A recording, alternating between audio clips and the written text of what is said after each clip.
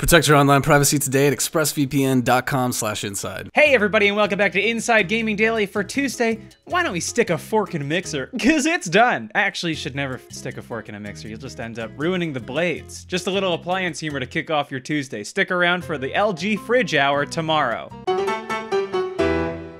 Yeah, we knew things weren't looking good for Microsoft's streaming service. Obviously, it's been the butt of some jokes for a while now. But yesterday, they made it official that they're shutting things down. Yeah, it turns out throwing a ton of money at a few superstar streamers was not the magic formula to lure people away from Twitch. That's what crappy sports teams do. They pay one free agent a bunch of money. If he's not, we're gonna have some words. You guys think Ninja's gonna be okay? So what happened? Well, there's a lot of stuff going on behind the scenes, and we'll talk about that in a bit, but the official explanation is that Mixer just didn't get big enough quickly enough. In their announcement, they wrote, "It became clear that the time needed to grow our live streaming community to scale was out of measure with the vision and experiences that Microsoft and Xbox want to deliver for gamers now, so we've decided to close the operations side of Mixer and help the community transition to a new platform." And that new platform? Well, Mixer said that they'll run until July 22nd, but after that, they're pointing the site to Facebook Gaming. The big FG. The pinnacle of streaming services for the modern gamer. Yeah, so while we don't know how long this has been planned for, some Mixer employees tweeted that they found out just a few hours before the announcement went live, so clearly they had already worked up a partnership with Facebook. Mixer partners will be granted partner status with Facebook Gaming, and they said the platform will honor and match all existing partner agreements as closely as possible. Turns out Facebook has a decent amount of cash. Yeah, but so did Microsoft. That didn't save them. We'll get into that, though. Oh, and Facebook Gaming also set up a site for Mixer refugees to connect their account to Facebook so they can see the pages for all the Mixer channels they used to follow. Hopefully get all your old subs back. They wrote, "The Facebook Gaming team and creators will help expand the vision that Mixer has always held around community and building a platform that is inclusive and supportive of each other."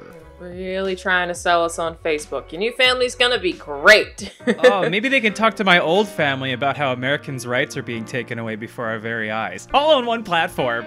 Facebook Gaming now with 10% more racist uncles. They added that for Mixer streamers, this opens up the opportunity to reach the vast audience of one of the world's fastest growing streaming platforms, aka, please don't go to Twitch. Just whatever you do, don't go to Twitch, probably because Facebook is paying us. This is like when somebody dumps you and you're just like, can you just do me this one favor? Please don't date Jimmy. Date anybody else. But yeah, despite signing up some high-profile streamers like Ninja and Shroud to big deals, Mixer ultimately couldn't lure the audience away from Twitch. Ninja was not enough. It became painfully evident a few months ago when the research group Stream Elements compared the growth of various streaming services over the last year. It was not good. When you look at the total hours watched, pretty much every service grew a lot thanks to quarantine, except for Mixer. Twitch grew about 100% compared to the year before. YouTube Gaming grew 65%, and even Facebook Gaming grew 238%. But Mixer grew only 0.2%. That's 0.2%. 0.2. Facebook Gaming's going to grow 238.2%. Like they're already on top of things. But I guess the handwriting was on the wall. Mixer's days were numbered. Poor Mixer. Are you okay back there, buddy? I'm also skeptical, though, of how Facebook doles out its metrics. I mean, given that they've been caught red-handed lying about video metrics, which have... Video's the future! Yeah, which killed Funny or Die and College Humor and a number of other platforms. But yeah, we also learned just how much they had invested into these big streamers. Ninja reportedly made $30 million from his Mixer deal. Nothing I'd heard before, like, even came close to that. Shroud got $10 million, so sure they're happy. They got paid. Now they get to potentially get paid for exclusivity somewhere else all over again, so... Those two dudes are the ones who win in this. Yeah, apparently Facebook was prepared to give them even more money. Esports consultant Rod Breslau wrote that Facebook offered an insane offer at almost double for their original Mixer contracts of Ninja and Shroud, but they said no and forced Mixer to buy them out. Yeah, I'll take my $30 million as promised and then go do whatever else I need to. So the two are now free agents. They're now free agents, and for his part, Ninja wrote, "I love my community and what we built together on Mixer. I have some decisions to make and will be thinking about you all as I make them. Only decision will be about how slowly to count that Mixer money." So he's got to figure out what he's going to do with all those V-Bucks, but you know it's a really easy decision? Getting a box of awesome from Bespoke Post. If your mailbox is anything like mine, 90% of the time it's a fairly depressing place, you know, political flyers, utility bills, unholy amounts of coupons that I will never use. But once a month I do have a reason to be stoked, and that's because of my Box of Awesome from Bespoke Post. Bespoke Post sends guys only the best stuff every month, and no matter what you're into, Box of Awesome has you covered.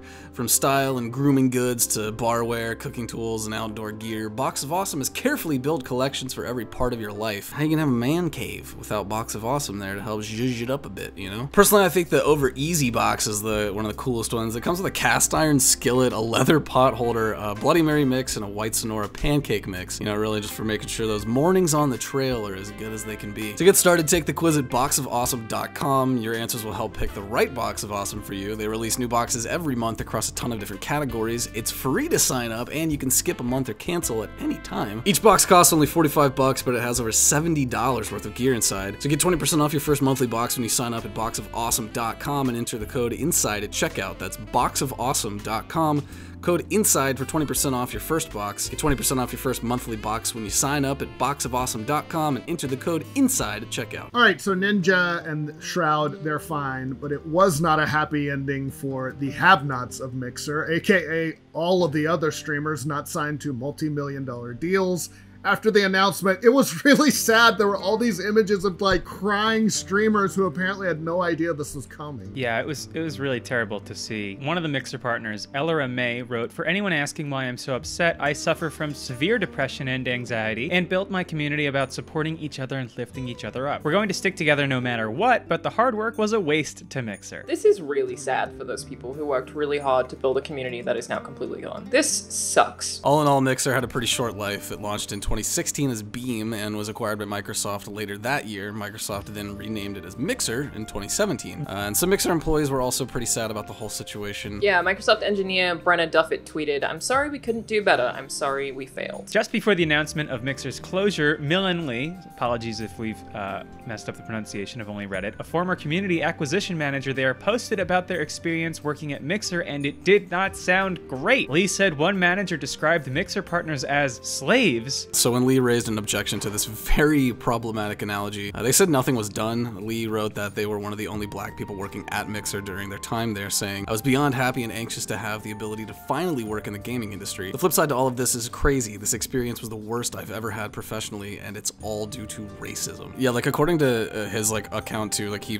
straight up was like, "Yo, this is not an acceptable thing for you to say," and she did the classic flip it back around on him and was like, "No, well, like, let me justify it, and you're the one." So yeah, when people started to speculate if this Mixer announcement came out just one day after Lee's post, Phil Spencer did tweet that that was not the case. Just weird timing, apparently. Very weird. So where are all the Mixer streamers going? There's so many discussions taking place about where these people should move to, and honestly, the streaming community is being really supportive. This is great to see, of all those who've had their hard work made redundant as a result of all this. Obviously, Microsoft wants them to move to Facebook Gaming, and Facebook is even reportedly offering $2,500 sign-up bonuses to Mixer partners who come over. But how many streamers are going to actually take them up on that? The Verge's Tom Warren talked to at least 30 streamers on Mixer immediately after the announcement. Only one said they were going to Facebook Gaming. Most said they were going to Twitch. And hundreds of other streamers have been promoting their Twitch links and have now started referring to it as the Twitchover. Twitch has had its own issues though, too. Recently there have been a number of allegations of sexual harassment and assault against a number of streamers on that platform. Twitch CEO Emmett Shear addressed them yesterday, saying they took the allegations very seriously and said they're investigating and cooperating with law enforcement. Yeah, Shear wrote about what he called systemic sexism and racism in the gaming industry and said the status quo needs to change. This reckoning and industry-wide actions are overdue, and this is another issue that we and the industry need to address to create a lasting positive change.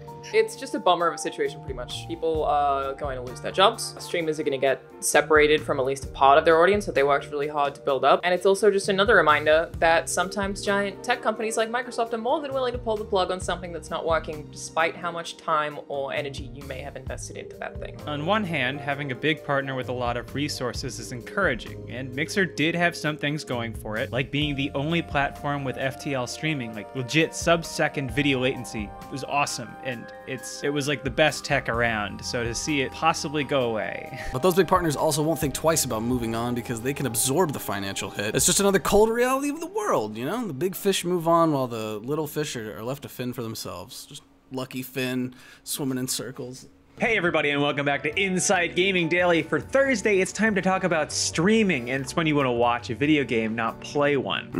Convenient. Now, this seems strange to me. You're asking why you would want to do that. Imagine, if you would, a world where you could spend hours upon hours watching somebody doing it. Why would I do that? I'm not finished.